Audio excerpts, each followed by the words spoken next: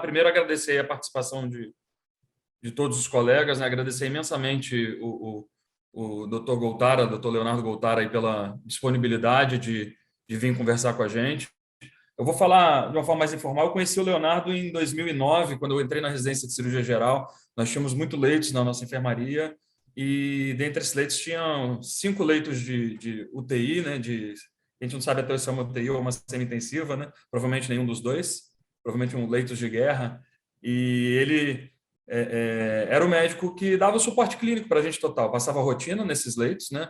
Mas não só nesses leitos, ele tem uma clínica médica, uma clínica cirúrgica muito forte, ele ajudava muito a gente na enfermaria.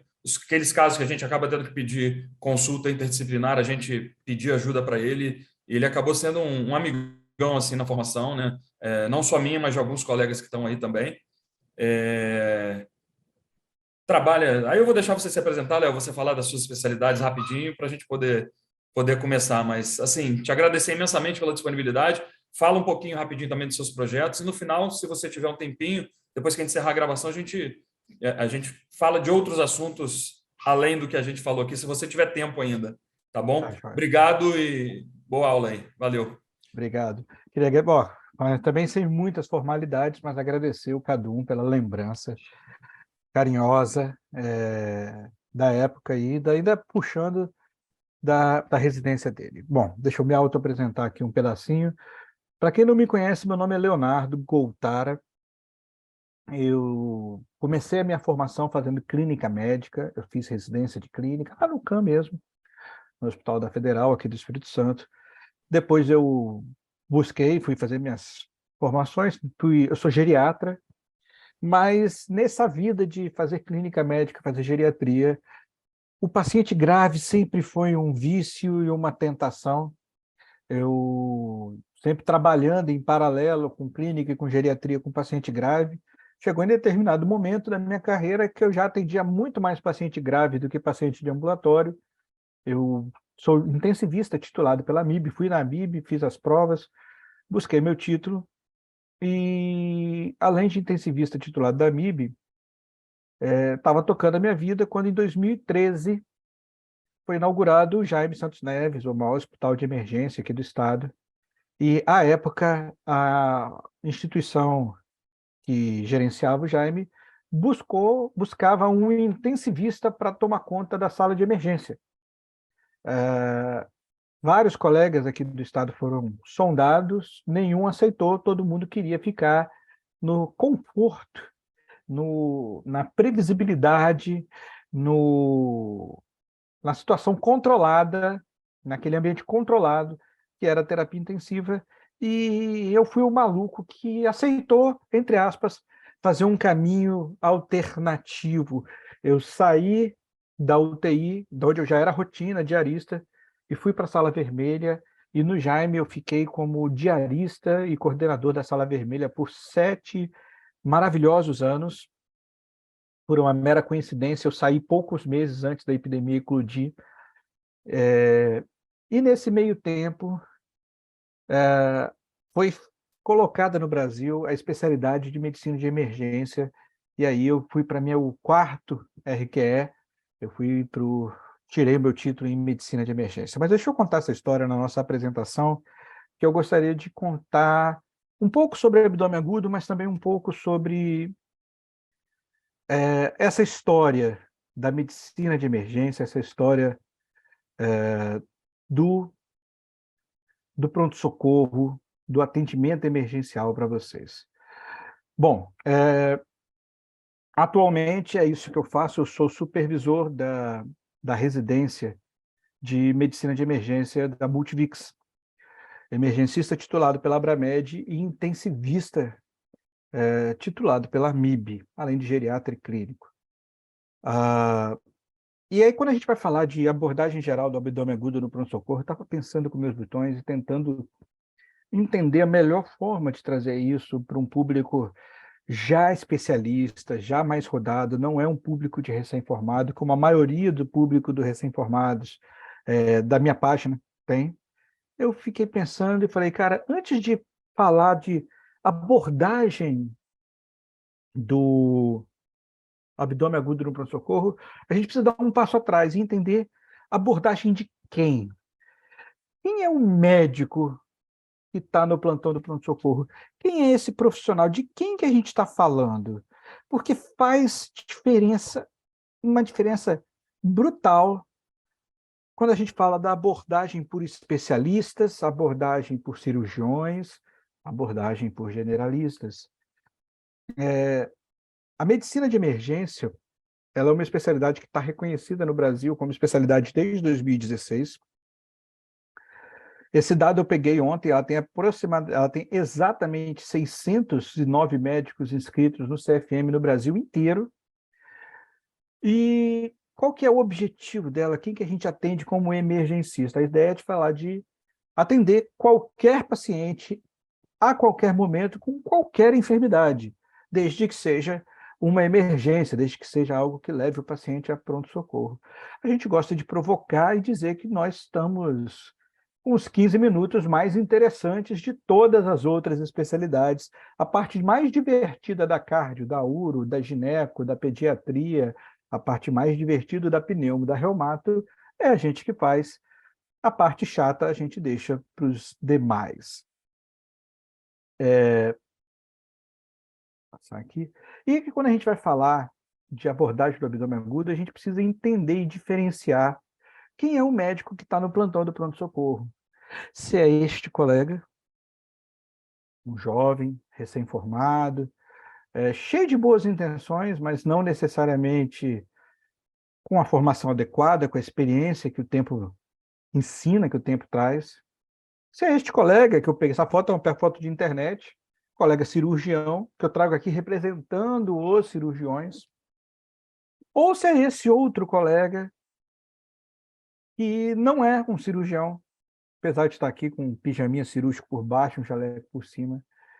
E aqui eu trago representando um emergencista. E eu acho que é muito fácil e muito óbvio, todo mundo vai dizer que não deve ser, não é o ideal que o médico que esteja de plantão no pronto-socorro seja um generalista. A gente vai sempre abordar e defender a ideia de que seja um especialista. Para o generalista, o pronto-socorro é uma fase na carreira. Ele está ali, ele está passando, ele não é necessariamente, ele quer estar ali, ele quer sair o quanto antes.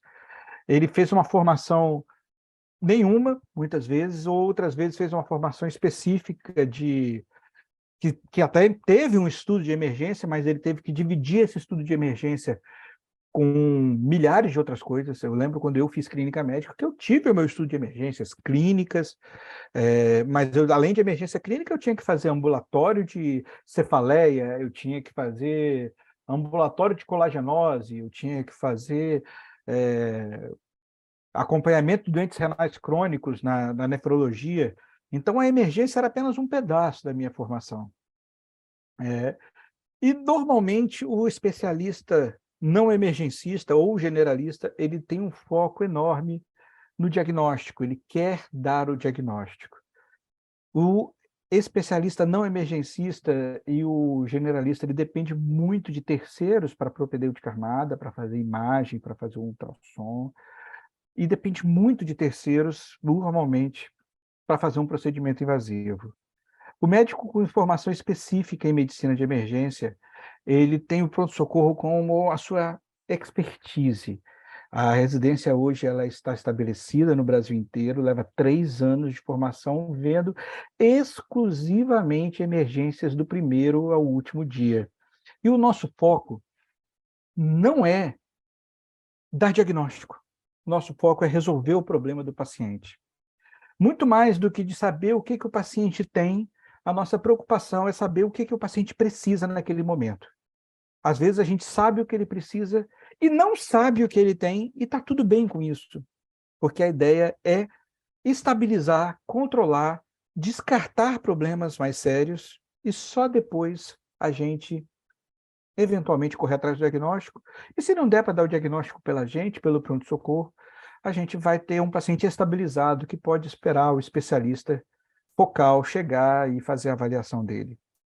Na medicina de emergência, a gente tem o ultrassom como parte do exame físico, e os procedimentos são feitos pelo próprio emergencista. Não depende de um cirurgião para botar um dreno de tórax, de um anestesista para entubar, para fazer um acesso profundo, de um cardiologista para indicar e realizar uma cardioversão, nada disso. Então, qual que é a minha ideia? O que eu defendo que aconteça? O médico de plantão no pronto-socorro não deve ser este colega aqui, jovem, recém-formado, por motivos óbvios. Ele não tem o treinamento e a expertise necessária para atuar ali. Ele realmente precisa de mais estudo, de mais tempo, de mais capacitação. A maioria aqui é especialista, já passou por essa fase de capacitação e a gente sabe o quanto a gente faz diferença na vida do médico. Falar que 6 anos de graduação são suficientes para a gente sair plenamente capacitado é uma piada, inclusive, de mau gosto. Os 6 anos de graduação são suficientes apenas para a gente começar. Agora, acreditem se quiser, eu tenho certeza absoluta de que quem deve estar de plantão no pronto-socorro não deve ser este colega aqui. Não é local do cirurgião estar de plantão no pronto-socorro numa situação ideal. Por falta de capacitação? Não, não é por falta de capacitação. Talvez seja porque ele tem uma capacitação, uma expertise, em minha visão, de que ele é muito mais útil, ele é um recurso especializado. Gostem ou não, gente, não vamos falar aqui de politicamente correto. Ao fim e ao cabo, somos recursos humanos, mas somos recursos. O nosso conhecimento, a nossa expertise é um recurso que precisa ser utilizado na sua plenitude. E pegar um cirurgião que estudou anos e anos de técnica cirúrgica, de ponto disso, de ponto daquilo, corta, clipe metálico, clipe não metálico, sei lá, eu não sou cirurgião, mas que dá ponta assim, dá ponta assado, e puxa anastomose, puxa Y de Roux, e emenda, corta, faz ressecção radical, ressecção básica, ressecção ampliada, faz e acontece. E esse cara ser colocado para fazer triagem de dor abdominal no pronto-socorro, para fazer pequenas suturas, ou para drenar abscesso, é simplesmente um desperdício de recurso humano altamente treinado para onde ele melhor pode performar. Aonde que um cirurgião pode melhor performar? O local que o cirurgião melhor performa, em minha opinião, sem dúvida, é dentro do centro cirúrgico.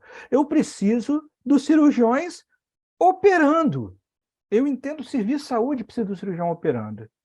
Mas se o cirurgião não operando fora é um desperdício de recursos, se o recém-formado é um risco absurdo, se o generalista não é, quem é que tem que estar no pronto-socorro? É o emergencista, o cara que vai saber fazer os procedimentos, que sabe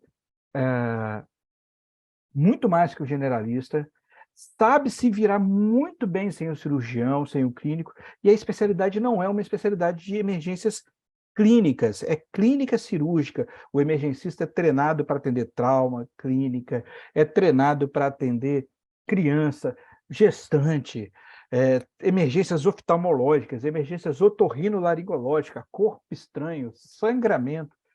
Tudo isso o emergencista tem a formação e a capacidade de fazer.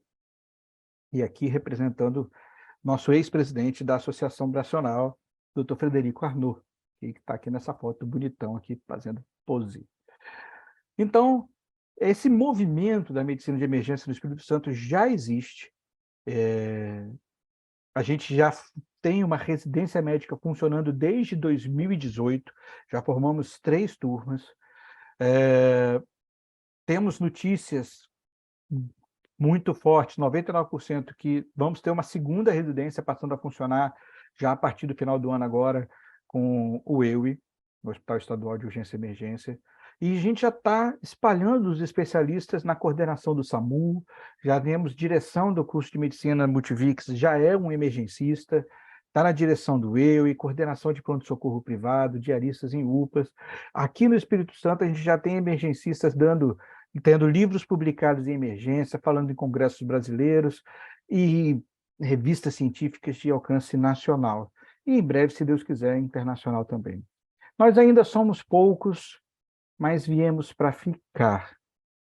Viemos para ficar e queremos muito ocupar esse espaço de fazer o melhor atendimento possível no pronto-socorro para o abdômen agudo e para todas as demais coisas, desocupando o PS do colega recém-formado, porque ele precisa melhorar. A gente sabe que o local mais crítico que tem, perdão, o local mais crítico que tem para atuar é a emergência, e desocupando, não por falta de competência, mas por o colega super especializado, o cirurgião do bloco cirúrgico. Eu quero que o cirurgião opere, eu quero que o clínico faça ambulatório, eu quero que o pediatra faça puericultura e prevenção, eu quero que o obstetra faça parto, faça pré-natal, eu quero que o ortopedista conserte osso. Eu preciso desocupar o PS das especialidades para que elas possam brilhar no seu máximo, na sua melhor vocação. E para isso a gente está trazendo a medicina de emergência. Vamos aos fatos. Vamos falar de abdômen agudo, então. E aí vem a proposta direta da aula de hoje. E dito a diferença do que é um emergencista. Emergencista não é plantonista genérico de pronto-socorro. Emergencista não é o cara da clínica que vai fazer pronto-socorro. Emergencista não é o cirurgião que vai fazer pronto-socorro. Não é emergência pediátrica, não é emergência clínica, não é emergência obstétrica, é emergência. Qualquer um, qualquer tempo, em qualquer lugar. E para isso são 3 anos vendo todos os tipos de emergência, estudando só emergência. Vamos lá. Como um emergencista aborda um possível abdômen agudo no pronto-socorro? Então, como eu já dizia, e aqui destacando, já falando especificamente de dor abdominal, de abdômen agudo, a meta no pronto-socorro não é saber o que o paciente tem. A meta no pronto-socorro não é dar o diagnóstico. A gente não está preocupado com o diagnóstico. Aliás, a preocupação com o diagnóstico muitas vezes é um fator de superlotação do pronto-socorro. Quando o paciente chega, não vamos falar de abdômen agudo, não, vamos falar de uma queixa mais simples, qualquer que seja. Uma pereba de pele. Qualquer. O paciente chegou lá, perebinha de pele. Não importa qual seja. Doutor, eu vim aqui que eu estou com uma perebinha aqui na minha pele e eu estou preocupado. Na visão do especialista, na visão do dermato, ele vai querer descobrir que pereba é aquela, vai passar um cremezinho, uma biópsia, vai fazer uma dermatoscopia. Na visão do emergencista, a gente só quer saber uma coisa. Aquilo ali é potencialmente fatal, aquilo ali está incomodando muito o paciente, de modo que ele precisa de uma intervenção imediata, ou não. Se aquilo não for potencialmente fatal, e se aquilo não estiver incomodando muito, né, uma morbidade, um desconforto muito grande que precise de uma intervenção imediata, podem ter certeza, o emergencista vai dizer: meu amigo, eu não faço a menor ideia do que tenha na sua pele. E o paciente, no primeiro momento, pode até arregalar o olho e falar: meu Deus, como assim? Médico que não sabe. E aí a gente complementa. Mas eu posso te garantir que o que você tem ali não é fatal, não vai te matar, não vai te causar nenhum transtorno essa noite, essa semana, e que você pode ir com calma, marcar um especialista para você ter o melhor atendimento possível da sua lesão de pele, da sua pereba. Mesma coisa o abdômen agudo, mesma coisa dor abdominal. A meta do pronto-socorro não é descobrir qual é a causa da dor abdominal. A meta do pronto-socorro é descartar dores abdominais que sejam preocupantes, que sejam incapacitantes, que sejam potencialmente complicadas, que evoluam a óbito, que evoluam com complicações de qualquer magnitude. Essa é a meta. Uma vez que a gente sabe que não é olha, isso não é um volvo, isso não é uma obstrução, isso não é uma apendicite, isso não é, uma isquemia mesentérica. Uma vez que a gente sabe o que é fica secundário e pode ganhar tempo para a gente fazer isso com o especialista em nível ambulatorial. Essa mudança de paradigma, essa mudança de visão, leva a gente a não só se desincumbir da obrigação de saber tudo sobre tudo na medicina, o que é virtualmente impossível, como também se desincumbir da obrigação de ficar procurando o diagnóstico no pronto-socorro. E com isso aumentar o tempo de embarque no PS. O paciente ficar ali fazendo exames e mais exames, e reavaliações, e sorinho disso, e sorinho daquilo. Enquanto isso, o paciente está ali com dor, ou está ali incomodado, o paciente está doido para ir embora, você está doido para o paciente ir embora. E esse sistema, esse raciocínio equivocado, leva a gente a ficar prendendo o paciente no PS.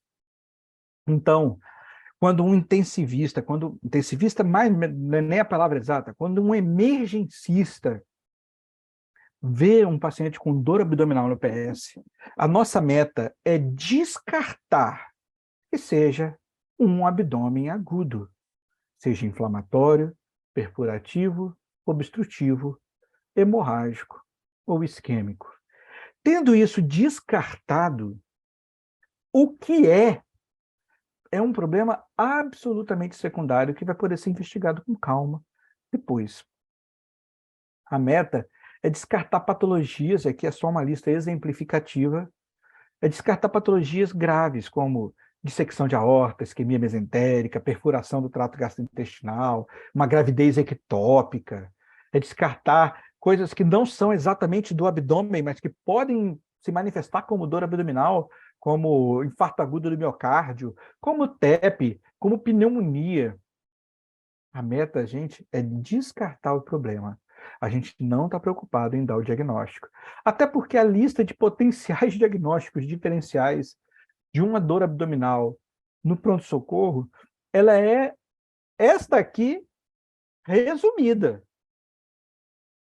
E eu confesso para vocês que, mesmo sendo emergencista, ao pesquisar, ao revisar para preparar a aula de hoje, vi muita Ah, coisa que a gente já conhecia, mas confesso que outras coisas, assim, relatos de literatura ficaram absolutamente, chegaram a me chocar.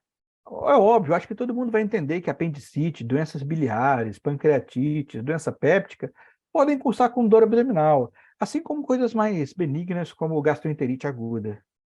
O que choca é quando a gente vê que a lista pode se estender para cetoacidose diabética, essa eu já conhecia. O que me chocou, inclusive hoje, foi ver relato de literatura, fonte boa, de glaucoma como causa de dor abdominal. A lista, isso aqui é só, essa lista tem um enorme etc. Então, gente, querer acertar ali numa única consulta qual é o diagnóstico exato disso tudo aqui é, no mínimo, pretensioso. Como sair dessa selva de diagnóstico? Como a gente se virar com isso tudo aí? História, história, história. A combinação de história mais de exame físico é altamente poderosa. E o Wilson e o Marcos já me adiantaram que essa série de educação continuada seguirá depois com outras aulas, especificando o abdômen agudo inflamatório, perfurativo, obstrutivo, etc, etc. Não sei qual que é a ordem, não sei nem se eu podia dar esse spoiler, mas eu já estou dando.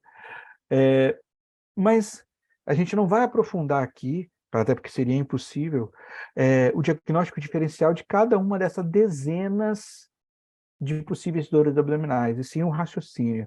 Como sair dessa selva de diagnóstico? História, história, história.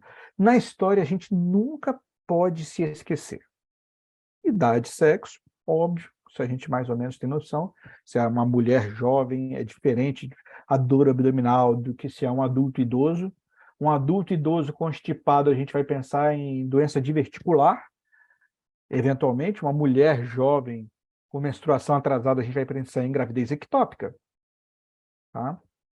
Então, idade, sexo, básico. Histórico médico, histórico cirúrgico é muito importante. Já foi operado alguma vez? Já teve internado alguma vez? Tem algum problema de saúde? E aí vem a dica de geriatra. pessoal sacaneia a gente que geriatra é o médico da listinha de remédio, da cestinha de remédio de idoso, mas acreditem, ali, na verdade, está o grande pulo do gato das nossas consultas. É ver os remédios, porque aquela história já virou até piada, né? Fulano, você tem algum problema de saúde? Não. Toma algum remédio? Ah, tomo. Toma o quê? Ah, eu tomo enalapril todo dia, 2 vezes ao dia. Ué, o senhor tem pressão alta, então? Não. Ah, mas se eu falo, como se o senhor não tem pressão alta, porque o senhor toma enalapril. Eu tomo enalapril, minha pressão controla, eu não tenho pressão alta. Essa história é clássica, essa piada é velha. Minha pressão é controlada, então ela não é alta. E aí ele afirma por A mais B que não tem problema de saúde.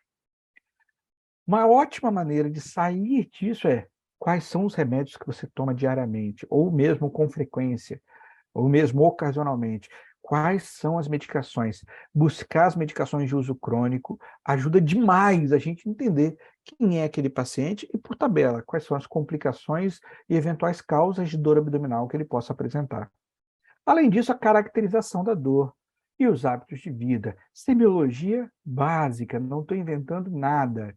E quando a gente vai caracterizar a dor, a gente quer separar a dor nos 3 grandes pacotes que a gente tem, né? Dores viscerais, dores parietais e dores referidas. E a gente quer ver mais detalhadamente estas informações aqui. A forma de início da dor. Foi uma dor aguda? Foi uma dor de instalação abrupta? Foi uma dor insidiosa? Isso é importante. Os fatores provocativos e de alívio. Semiologia básica, novamente, mas cabe mais uma vez destacar. A qualidade da dor. É uma dor incólica? É uma dor que vem rasgando? É uma dor pontual? Né? Aonde que dói a dor no abdômen? Qual é o sítio da dor? É epigástrio? É hipogástrio? É flanco? Ela irradia para algum lugar? Não, uma dor lombar no flanco que irradia para o hipogastro e, eventualmente, para a região genital testicular. Puxa vida, muito sugestivo essa irradiação que vem de um flanco irradiando para baixo de uma cólica renal.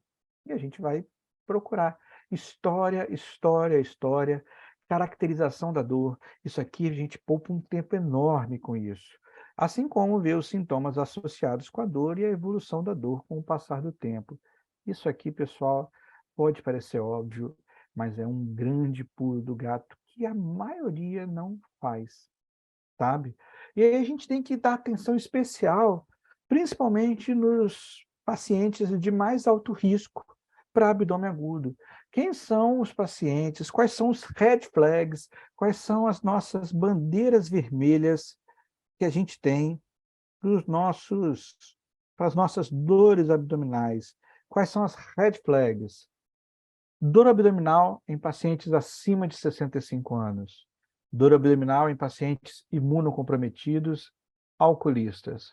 Muito cuidado, os pacientes cardiovasculares, o coração fica no tórax, mas a gente tem que estar preocupado, porque mesmo doenças do coração podem se manifestar como dor abdominal, infarto pode se manifestar como dor abdominal. Pacientes com grandes comorbidades, especialmente câncer, diverticulite, pedras, a gente tem que estar atento, pacientes que já foram operados e pacientes grávidas, com risco de gravidez ectópica. No tocante às características da dor, o que mais alinha a gente com preocupação são dores de início súbito, que já começam na sua máxima intensidade, no seu início, e dor que vem com vômito subsequente, dor constante que não melhora mais rapidamente. Isso é preocupante. E no exame físico, sinais que nos levam a maior preocupação: abdômen tenso, abdômen rígido, tem que examinar os pacientes, né? Defesa, guarda, né? Paciente que faz defesa abdominal, que tenta a todo tempo sair, e, obviamente, o paciente chocado, pelo amor de Deus, esse paciente precisa de atenção muito especial. É uma dor abdominal num paciente que tem sinais de choque. Lembrar que choque não é sinônimo de hipotensão, o paciente pode estar chocado com pressão 10 por 6, 11 por 7, mas ele tem sinal de má perfusão periférica. Essas dores abdominais chamam a atenção da gente e levam a gente a ficar mais preocupado. Exame físico. Tenho falado muito de história, e a gente não pode deixar de falar do exame físico, né? Exame físico além do exame físico abdominal em si, a gente precisa lembrar que o exame físico precisa ser completo. Parece meio óbvio, mas as dores podem apresentar-se, inclusive, irradiadas. E esse esqueminha, né? A dor esofágica, a dor da apendicite pode vir assim, apendicite é aqui no flanco direito. Atenção, pode vir no flanco, pode vir periumbilical. Essas irradiações de dor a gente precisa ter em mente, porque elas são importantes para a gente sacar, suspeitar da coisa toda. Se alguém desejar, depois eu vou disponibilizar todo o material aqui apresentado aí para o Centro de Estudos e vocês poderão seguir com as imagens e textos. Fiquem à vontade, tá bom? Então, exame físico. Quando a gente vai falar de exame físico, não pode, obviamente, esquecer de palpar o abdômen, a gente está falando de dor abdominal, né? E aí tem 1000 sinais, 1000 manobras que eu não vou aprofundar demais aqui, até pela nossa falta de tempo, para não tomar muito a paciência dos senhores. Mas a gente tem que lembrar de palpar o abdômen nos 4 quadrantes, ou idealmente nos 9 subquadrantes ali, né? Hipocôndrio direito, hipocôndrio esquerdo, epigastro, região umbilical, flanco esquerdo, flanco direito, né? Hipogastro esquerdo, hipogastro direito, região ali da vesícula. A gente tem que palpar os 9 cantinhos, procurar. A gente precisa fazer inspeção, percussão, palpação, ausculta. Não podemos deixar de auscultar o abdômen. E lembrar que auscultar o abdômen não é botar o esteto por 20 segundos ali, né? O abdômen não é o coração que bate 60 vezes por minuto. Então, para você fazer uma boa ausculta abdominal, o recomendado é que você fique pelo menos 120 segundos com o esteto ali. Puxa, pronto-socorro é corrido, etc e tal. Bota o esteto ali, você já palpou, etc e tal, bota o esteto ali, fica com o esteto e vai batendo um papo ali com o paciente, vai conversando, vai tirando alguma história adicional, usa com inteligência o período da consulta. Uma boa consulta, uma boa avaliação em pronto-socorro, ela consegue sim ser feita em alguns minutos, 10, 20 minutos. Você consegue fazer um bom exame físico. Lembrar que o tal do exame físico completo não existe. Nenhum de nós, não importa qual seja a sua especialidade, nenhum de nós nunca fez um exame físico completo na vida. Você nunca pegou um paciente, fez todas as provas neurológicas, todas as palpações abdominais possíveis, todas as provas cardíacas, mediu pressão nos 4 membros, em pé, sentado, deitado. Você não fez isso quando você era acadêmico, você não fez isso na residência. A gente nunca fez um exame físico realmente completo na vida. Nunca. O exame físico é direcionado. Agora, se a queixa do paciente é dor abdominal, direcionado é você poupar o paciente de fazer, sei lá, sinal de Romberg na neuro, provas neurológicas malucas. Mas você vai fazer um exame abdominal detalhado. E não só o abdominal, gente. Você precisa lembrar que tem coisas fora do abdômen que dão dor abdominal. Precisa auscultar o paciente, precisa medir pressão, precisa botar o esteto no pulmão, botar o esteto no coração, precisa olhar os membros inferiores, precisa olhar o paciente. Vai fazer exame detalhado cardiológico? Não é o caso se a queixa é dor abdominal, mas precisa olhar tudo. E quando a gente fala em abdômen, se a dúvida persistir, a gente não pode esquecer. Está aí nosso colega, nosso anfitrião de hoje, Marcos Cadum, urologista. Diz a lenda que o urologista tem dedo grande. O Cadum depois pode mostrar o dedo na tela e tirar as dúvidas para a gente. Eu não sei, a verdade. Mas a gente pode ainda usar de toque retal como uma das manobras complementares do exame físico abdominal. Ele é bem-vindo em muitas situações. Se você me perguntar assim, Léo, você faz toque retal em todo paciente que chega com dor abdominal na emergência?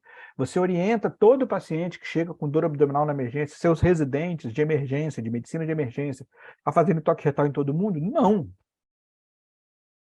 Se o paciente tem uma dor abdominal inocente, tem uma história de, sei lá, gastroenterite aguda, é jovem, não tem fator de risco, não tem nenhum desses sinais aqui, ó, de alto risco abdominal, etc. e tal, com todo respeito e falando bem rasgado, eu não vou recomendar a ninguém sair enfiando o dedo no fiofó dos outros, porque é constrangedor para o paciente, porque pode tomar um tempo, às vezes, que você não tem na emergência, etc. e tal. Mas nem todo mundo, nem ninguém. Você precisa ter essa arma a mais no seu exame físico para fazer. Exames complementares, quando é que a gente pede? Quando é que a gente parte para fazer uma propedêutica armada do paciente com dor abdominal? Quando é que a gente parte para investigar a mais o paciente com abdômen agudo? Gente, olha, se tem uma coisa que a experiência ensina, que os livros cada vez mais corroboram, é respeite a pulga que mora atrás da sua orelha. Se atrás da sua orelha tem uma pulga que está coçando, está falando assim, isso pode ser um infarto, isso pode ser um infarto, isso pode ser um infarto, pede o eletro. Um copo d'água e um eletrocardiograma não se nega para ninguém. Se você tem ali uma pulga atrás da sua orelha, dizendo, fala, não sei não se isso é apendicite, hein? Eita, tá esquisito para dor, tá esquisito para ser uma cólica menstrual. Será que essa cólica supostamente menstrual é só uma cólica menstrual mesmo? Tá estranho, tá meio lateralizada, não tá central. A paciente está falando que a cólica desse mês está diferente que a cólica que ela costuma ter. E se planta uma pulga atrás da sua orelha, ouve a pulga que está atrás da sua orelha. Ouve. Esse feeling do médico ainda não é substituível por nenhum score, por nenhuma máquina. Esse feeling do médico faz diferença. E quanto mais experiente, rodado, especializado você for, quanto mais experto você for, mais esse feeling vai fazer a diferença. Então, quando é que a gente investiga armado todo mundo que tenha suspeita de abdômen agudo, todo mundo que tenha uma pulga atrás da orelha? Eu também investigo armadamente, com propedêutica armada, todo mundo que tem alto risco. E, mais uma vez, eu vou mostrar aqui para vocês a lista do nosso sinais de alto risco da dor abdominal. Beleza? E aí, quando a gente vai para os exames, aqui já tinha até deixado preparado a lista do alto risco. E quando a gente vai para os exames, que exames pedir? Gente, é praticamente impossível fazer uma lista adequada de quais exames pedir quando a gente sabe que a lista de possíveis diagnósticos diferenciais é tão grande quanto essa aqui. E tão diversa. Putz grila, glaucoma é uma coisa que não tem nada a ver com pancreatite, cara. Então, como você investiga uma possível pancreatite é completamente diferente da forma de como você investiga uma cetoacidose diabética. Como você investiga sei lá, uma possível hérnia encarcerada, vai ser completamente diferente da forma como você investiga um possível TEP. Então, não tem como fazer uma lista aqui nessa aula de abordagem geral da dor abdominal, uma lista com exames exatos, mas a gente precisa lembrar de algumas coisas. Eletrocardiograma e marcadores de necrose miocárdica e troponina devem estar incluídos na sua lista, principalmente se forem dores, vulgarmente falando, do umbigo para cima. Pacientes de risco cardiovascular, como idosos, hipertensos, homens de meia idade para frente, hipertensos, obesos, diabéticos, tabagistas, sedentários, esses pacientes com perfil de risco cardiovascular que têm dor abdominal epigástrica, ele deve ser triado também para síndrome coronariana aguda. Para isso, o eletro custa 5 minutos, uma folha de papel, dá para repetir, não dói, não machuca o paciente. Então, o eletro é muito válido nessas horas. E aí, aquela tal história, pediu eletro, pediu a troponina. O beta-HCG é fundamental em dores abdominais de mulheres em idade fértil. A gente não pode se esquecer dele. As gravidezes ectópicas estão aí e acontecem, assim como exames básicos de laboratório são bastante úteis. Hemograma, testes hepáticos biliares, testes renais e pancreáticos. Esses exames, conforme a história e o exame físico, conforme o que a pulga está falando atrás da sua orelha, você pode usar de alguns deles e até de outros. E dependendo do que for a pulga atrás da orelha, se você estiver suspeitando de cetoacidose, você vai pedir, por exemplo, uma gaso, faz parte, tá? A gente vai investigar guiado na história do exame físico que a gente fez. Raio-x de abdômen, tem lugar? Tem lugar, mas lembrar que sempre que você pedir um raio-x de abdômen, pensando em dor abdominal, faz parte do protocolo você pedir também um raio-x de tórax. Nunca peça somente o abdômen, porque você vai passar diagnóstico despercebido. Vai passar telectasia, vai passar pneumoperitônio, vai passar outros problemas que o raio-x de tórax pode te ajudar. Ultrassonografia, TC, também fazem parte e vão ser solicitadas conforme a sua suspeita. A maioria das TCs que a gente vai solicitar na emergência, pensando em dor abdominal, vai ser com contraste, independente da função renal. A gente só vai pedir sem contraste se a gente tiver umas suspeitas muito específicas ali, eventualmente uma suspeita muito específica de nefrolitise, pode ajudar alguma coisa sem contraste, mas via de regra, a gente não está pedindo porque não sabe o que que tem. Se a gente não sabe o que que tem, via de regra, a gente vai pedir com contraste, ele vai fazer, o radiologista vai fazer lá a fase sem contraste, depois vai fazer a fase contrastada, e isso vai ajudar bastante. Quanto ao ultrassom, gente, acho que esse slide aqui saiu errado. Opa. Quanto ao ultrassom, vou ficar com as palavras desse senhorzinho aqui. E para quem não sabe, esse senhorzinho chama-se Eugene Braunwald. Ele é o papa da cardiologia mundial há muitas décadas. O pessoal da cardio vai certamente reconhecê-lo como um dos grandes nomes da história. E Braunwald já publicou lá no Cardiologia, mas isso vale para a emergência em geral. E ele fala que hoje em dia é tempo de adicionar o quinto pilar ao exame físico beira-leito: inspeção, percussão, palpação, ausculta e entonação. Eu não tenho medo de afirmar, e está aqui o Dr. Frederico Arnaud representando a classe dos emergencistas, que hoje o ultrassom point of care, o ultrassom feito pelo próprio médico no pronto-socorro, faz parte do exame físico, tanto quanto faz parte do exame físico a ausculta do paciente. Um dia, o esteto foi um exame complementar. Quando inventaram esse troço chamado estetoscópio, ele era um aparelho, ou seja, ele não fazia parte dos 5 sentidos do médico, ele era um aparelho à parte, você tinha que adquirir ou fabricar ou comprar um estetoscópio. Um aparelho à parte que necessitava que você tivesse um treinamento específico. Se você der um estetoscópio na mão de uma pessoa não treinada, ela não vai fazer nada com ele.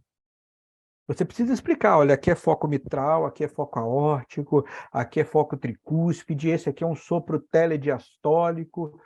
Você precisa explicar que isso aqui é uma crepitação de joelho, você precisa ensinar a usar o aparelho. E esse aparelho, chamado estetoscópio, complementar, se tornou tão importante que hoje a gente, vocês estão aqui talvez chocados de me ouvir falar que é exame complementar, porque faz parte do exame físico. Beleza, faz, concordo, faz parte do exame físico. Mas eu vou dizer, hoje o ultrassom point of care, o ultrassom daquele portátilzinho de bolso, que você usa e vê na tela do seu celular, faz parte do exame físico. Se os senhores ainda não usam ultrassom como propedêutica do dia a dia, complementar às suas mãos e aos seus ouvidos e aos seus olhos, recomendo que comecem a usar. Aumenta demais e a acurácia, a curva de aprendizado para o ultrassom point of care é relativamente rápida, relativamente simples de fazer. Uma tecnologia que já barateou demais. Hoje você compra um ultrassom de bolso por 20, 25 mil reais, de alta qualidade. e que você tenha uma curva de aprendizado rápida. Atenção, eu não estou falando para ninguém virar ultrassonografista, substituir o radiologia. Não é isso. Ninguém vai começar a fazer morfológico fetal. Não é isso. Isso vai continuar pertencendo ao radiologista. Eu digo ultrassom como máquina, como ferramenta do seu exame físico. Beleza? Então, hoje um emergencista faz, sem medo nenhum, com ultrassom point of care, cuida de parada cardíaca, protocolo CASA, cuida de dor abdominal, com FAST, com traumas abdominais. Ultrassom de pulmão era uma coisa que, quando eu me formei há 20 anos atrás, eu falei, isso não existe, está viajando. O pulmão não é um órgão que pode ser visto por ultrassonografia. Hoje a gente faz ultrassom de pulmão todo dia na emergência, todo dia. E tem milhares de informações. É melhor do que raio-x para muita coisa, né? A gente já tem trabalhos mostrando que um ultrassom pulmonar é melhor do que o raio-x, por exemplo, para ver pneumotórax, para diagnóstico de pneumotórax na emergência. A gente tem o protocolo Rush para avaliar choque, a gente tem vários. E o ultrassom point of care é uma das habilidades que diferenciam o emergencista do médico generalista. Ciladas no manejo, problemas, perigos que a gente precisa ter e evitar quando a gente vai lidar com abdômen agudo, quando a gente vai lidar com a dor abdominal. Cuidado, principalmente pacientes idosos, gasta um tempinho, seja mais detalhoso. Não, não... O idoso é um perigo, o idoso é uma cilada, você precisa estar atento com ele. Pega aquela lista de dores abdominais de alto risco, fica atento com ela, printa, salva, interioriza. Tá? Reexamine o paciente várias vezes. Olha, acompanhe a dor abdominal, isso é importante para a gente conseguir avaliar. Às vezes você fez uma primeira avaliação, você ficou meio na dúvida, você vai lá, palpa de novo, palpa de novo, palpa de novo. Isso você vai olhando. Não esquece de olhar a região pélvica e testicular, pode ser um diagnóstico diferencial importante. Tá? E para terminar, já estou me encaminhando para o final da nossa apresentação, por isso eu quero ser breve. Essa ideia de dar uma visão geral, muito mais do que especificar cada uma das milhares de dores abdominais e cada um dos grandes pacotes de abdômen agudo que a gente tem, perfurativo, obstrutivo, etc. e tal. Eu queria trazer para vocês uma dos mitos que a gente ouve muito em emergência, que é sobre a analgesia. E a gente ouve muito aquela história de toma cuidado na hora de fazer analgesia no paciente com dor abdominal, porque pode mascarar o exame físico. E isso a gente ouve muito, já ouvi muito ser repetido, e os trabalhos mostram que sim, é verdade. A analgesia pode sim alterar o exame físico, e pacientes que tinham eventualmente um abdômen de um jeito X podem vir a apresentar um abdômen de um jeito Y, e quando o cirurgião chegar, ele pode encontrar um exame físico um pouco diferente do que o que você, o primeiro médico, viu. Entretanto, estudos randomizados já mostraram que a analgesia adequada não aumenta a quantidade de erros de decisão no tratamento do paciente.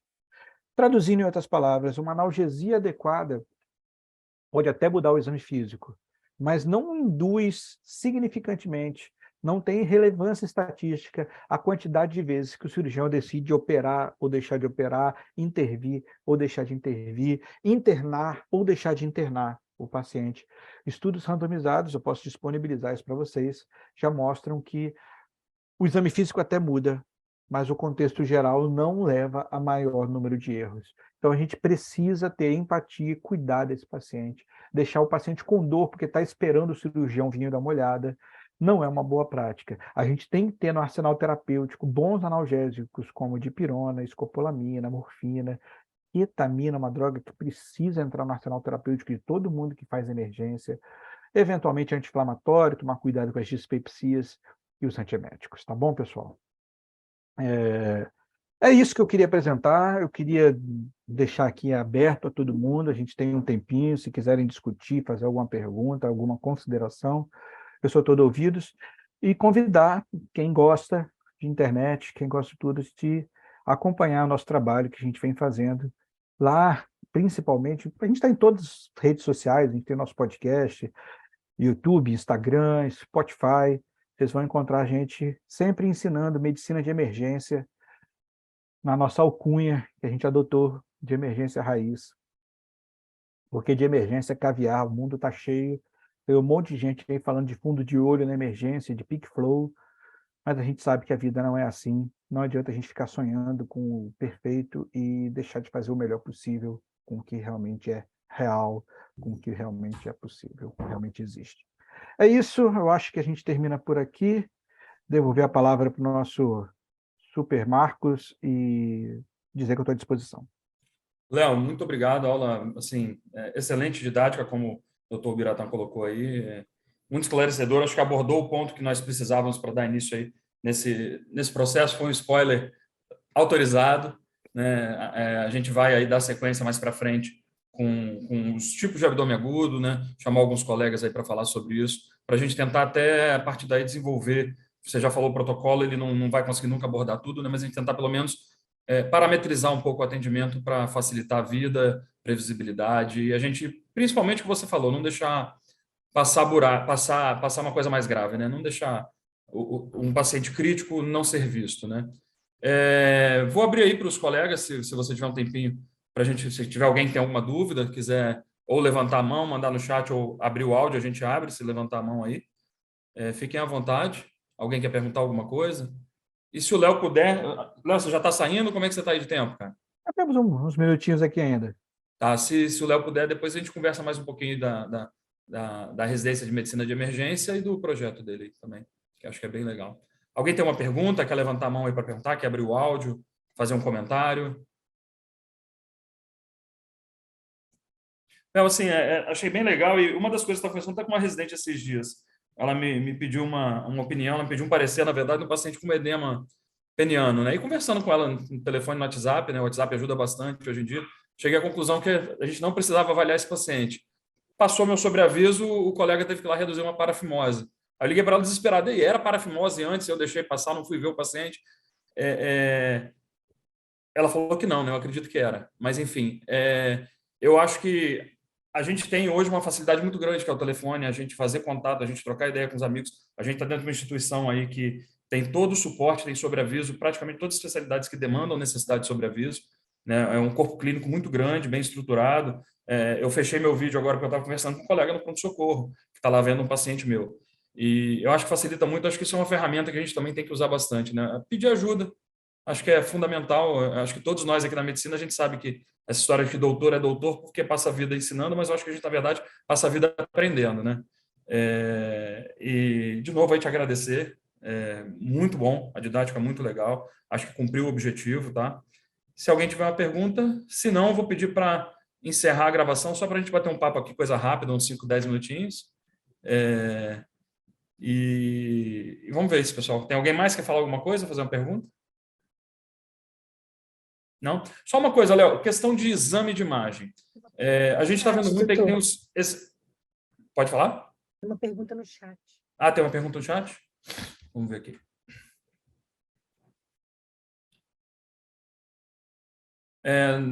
A Lívia, interna, Léo, ela está, não sei se você está conseguindo ler aí, interna da Multivix, né? Ela gostaria de saber o que o senhor aconselha, indica fazer após eu me formar. Se vale a pena ela realmente partir para trabalhar em PS, né? Como é a primeira opção de algumas pessoas, né? Já que não pretende entrar na residência imediatamente. O que é a sua visão, né? Um recém-formado entrar direto no pronto-socorro? A minha visão faça a residência imediatamente. Tenho talvez 3 ou 4 motivos para não fazer residência imediatamente. Um é, eventualmente, tentar a prova, não passar, a gente sabe que tem um déficit de vagas, e aí pode acontecer, não tem problema nenhum. Se isso acontecer, trabalhar no pronto-socorro é uma opção? Eu não recomendo quem vai para o pronto-socorro procurar um pronto-socorro de baixa complexidade, ali no interior de Castelo, de sei lá onde, eu não conheço muito bem a região toda aí, mas aquele pronto-socorro que você, nunca dá nada, você está ali sozinho. Não recomendo esse tipo de postura, porque aquilo que nunca dá nada pode acontecer que no seu dia, no seu plantão, que nunca tem nada, aparecer, sei lá, um baleado, um atropelado, um trator passou em cima do Jeremy Renner, sei lá, sabe?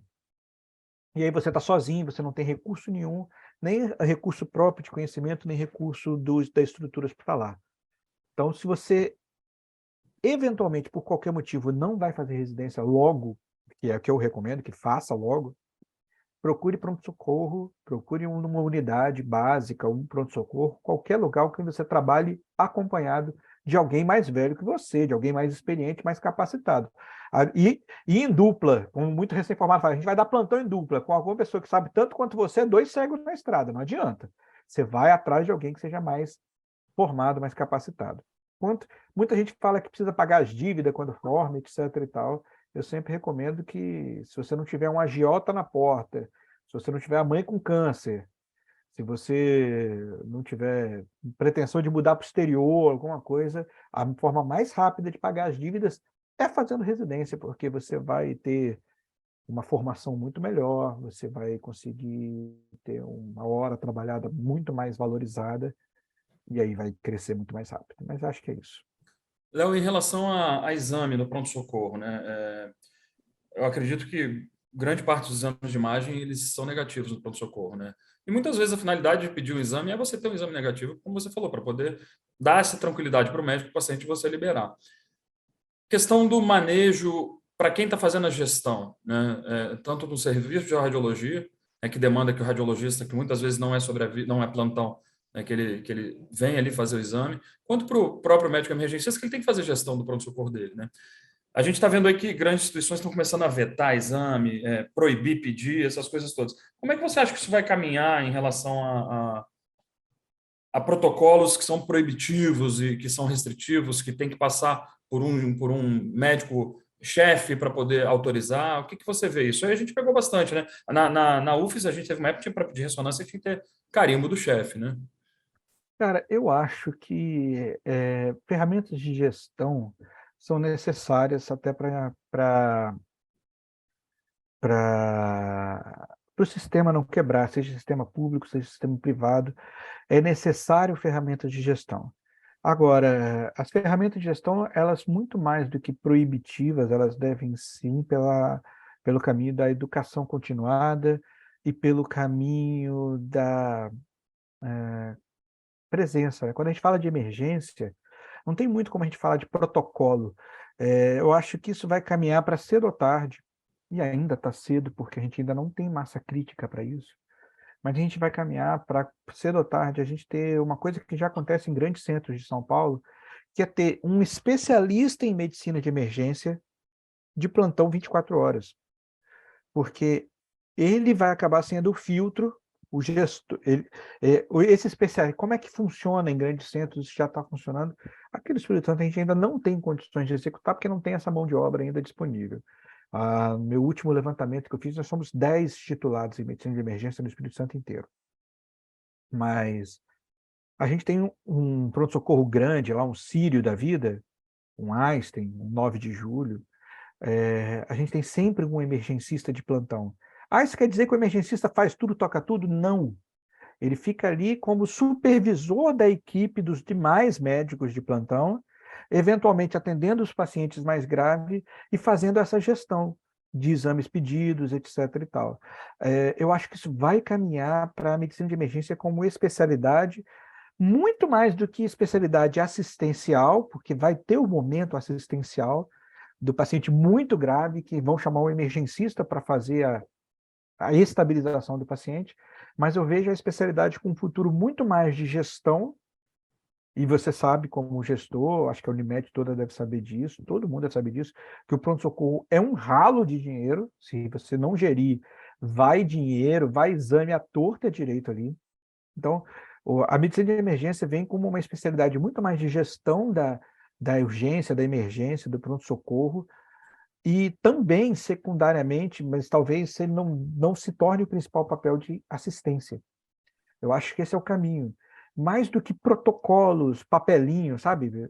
Cara, todo mundo aqui é médico, todo mundo odeia preencher o maldito formulário.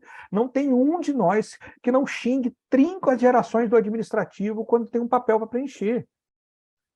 Cara, toda vez que tem um papel, morre uma célula miocárdica de um médico. Toda vez. Então, muito mais do que ficar escrevendo milhões de protocolos que ninguém vai ler, ninguém vai aplicar, e depois você tem que contratar funcionários e mais funcionários para fiscalizar se os médicos estão implementando o protocolo ou não. Depois você tem que contratar um faturista para ver se bateu a meta de tantos protocolos preenchidos, tantos protocolos não preenchidos. Muito mais do que essa burocratização, essa burocratização, eu vejo como a gerência, a presença, às vezes, de um médico, uma escala. Você tem 5 médicos no pronto-socorro, não precisa eventualmente nem colocar o sexto. Pega um desses 5, libera para fazer a expertise dele, por exemplo, o exemplo que eu dei na aula de hoje, libera o cirurgião para fazer a expertise dele no centro cirúrgico, pega essa vaca, bota o emergencista que vai fazer os procedimentos básicos de pronto-socorro, vai drenar tórax, vai drenar abscesso, vai fazer tudo, vai gerir com muito mais competência do que um monte de gente preenchendo papel. Eu acho que a gente vai caminhar para isso, Cadu. Não sei se eu fui claro na minha resposta. Foi. Se você tiver Mas, mais uns minutinhos, fala aí um pouquinho para a gente da remuneração do emergencista. Como é que ele vai viver de plantão, Léo? Essa é uma coisa que todo mundo fala, viver de plantão, viver de plantão, viver de plantão. É, cara, todo médico vive de plantão no começo da carreira e o emergencista não é diferente. Esse é o primeiro ponto. Então, você deu plantão no começo da carreira como cirurgião, os clínicos deram, os pediatras deram, os obstetras deram, todo mundo deu. E os emergencistas não serão diferentes, vão dar plantão. Com o evoluir da carreira, algumas pessoas vão sair dos plantões, cirurgiões, clínicos, obstetras e pediatras e especialistas em geral, e o emergencista também tem toda a perspectiva de sair do plantão, para a gestão da qualidade, para a educação continuada, para a coordenação do pronto-socorro, eventualmente para fazer um consultório pós-emergência, para a educação, que é o meu caso, estou trabalhando com educação médica. Então, assim, só fica no plantão quem quer ficar no plantão. Dito isso, tem especialidades que querem ficar no plantão. Eu conheço um monte de anestesista, por exemplo, que a vida deles é dar plantão. Isso não é uma exclusividade da medicina de emergência. Isso acontece com a anestesia, isso acontece com a intensiva, isso acontece com vários outros profissionais. É claro que tem algumas especialidades que têm um viés mais ambulatorial e outros que têm um viés mais hospitalar. Então, a chance do cara da medicina de família ir sair do plantão mais rapidamente é maior do que do cara da emergência, que tem um viés mais hospitalar. Mas a gente gere a carreira como a gente quer, cara. Depende muito mais da nossa gestão, permanecer ou não no plantão, do que de uma imposição da especialidade. E como que é esse leque aí da medicina de emergência? O que mais que ele... Você falou um pouquinho da gestão, né? O que ele pode atuar aí no mercado de trabalho? Qualidade... E aí já vou somar outra pergunta. Vocês devem ter isso da sociedade. Perspectiva de conseguir suprir as demandas do mercado. Como é que está a demanda do mercado? Quantas pessoas chegou para você aí ao longo de um ano perguntando se tem algum emergencista para indicar? Toda semana. Toda semana. Vocês, como gestores, não queriam um médico que jogasse nas 30 no pronto-socorro e ainda tivesse expertise e um título de especialista para isso? Todo mundo quer. Meus ex-residentes saem todos empregados para funções de coordenação, de chefia. Inclusive, eu estou com um problema agora que eu tenho um R3 que ainda está na residência e está tentando se desdobrar para já assumir uma subcoordenação ali no SAMU e tocar a residência ao mesmo tempo, e o cara já está ali. Então, assim, mercado de trabalho para medicina de emergência eu vejo cada vez melhor. O que eu já até coloquei na aula, e vou te repetir aqui, o que é completamente diferente do mercado de trabalho para o plantonista genérico do pronto-socorro. Eu acho, sendo muito honesto, falando aqui com especialistas e com acadêmicos e com toda a nossa audiência, e o colega que está no pronto-socorro como bico, o colega que está no pronto-socorro ali de passagem, cada vez mais vai ter dificuldade remuneratória, dificuldade de conseguir uma escala, dificuldade de se colocar. Agora, o que assumir o PS como profissão de fé, profissão de vida, esse vai ser disputado à tapa pelos gestores e vai conseguir crescer. Quais posições: chefe do plantão, diarista da emergência, coordenador da emergência, gestor da qualidade, educação continuada dentro dos hospitais, educação fora dos hospitais, direção hospitalar, planejamento de serviços de ações públicas, cara, eventualmente consultório pós-emergência. Tem médicos emergencistas já em São Paulo que usam o pronto-socorro. Eu tenho essa aula no meu curso, inclusive, que eu dou. Vou fazer uma merchan aqui rapidinho. Então, a gente tem essa aula no pronto-socorro. Como construir um consultório particular a partir do pronto-socorro. Cara, você está ali na consulta. Eu falo médico, medicina, o nome da especialidade é medicina de emergência, mas a gente atende a fichinha da porta também, se preciso for. A gente sabe atender a jeca, a IVAS, a sinusite. E ali, cara, é o momento de você criar relação médico-paciente e você drenar os pacientes para o seu consultório. Então, assim, perspectivas são boas, mas para quem fizer direito. Para quem vai dar o plantão e está pensando com a cabeça em outro lugar, etc e tal, só quem fizer como bico vai ter a remuneração que um bico tem, que tende a ser cada vez pior. Léo, muitíssimo obrigado. Acho que tem muita gente agradecendo aí no chat, elogiando. Não tivemos mais perguntas, acho que já podemos encerrar aí. Vou deixar o Wilson fazer o encerramento aí para a gente. E te agradecer mais uma vez, espero que tenhamos novas oportunidades aí, tá? Quando quiser. E bom te ver. Bom te ver Grande também. abraço, Wilson. Obrigado, Leonardo. Obrigado aí pela aula, pela disponibilidade, pela gentileza, tá? Acho que cumpriu super bem a proposta, deixei vocês terem protagonismo aí, porque eu acho que tem que ser tocado por vocês mesmo. Só faço um pedido para quem está na aula, para poder fazer a avaliação de reatividade da aula, está no chat aí, para a gente poder preencher, tá? Isso é importante para a gente poder preparar as próximas aulas para auditoria, isso tudo ajuda muita gente no centro de estudos. Essa aula inicia um ciclo, né? Esse ciclo vai continuar acontecendo com os nossos cirurgiões, né? Então, vamos ter aulas específicas de tipos específicos de abdômen agudo, né? Então, o Marcos vai capitanear isso aí junto com a Taina e comigo, tá? E agradeço demais a todos. Uma boa noite. Obrigado aí pela disponibilidade de quem está até agora, aí, quase 9 horas da noite na aula. E foi sensacional. Obrigadaço. Obrigado, Léo. Até mais, gente. Valeu, Léo. Obrigado.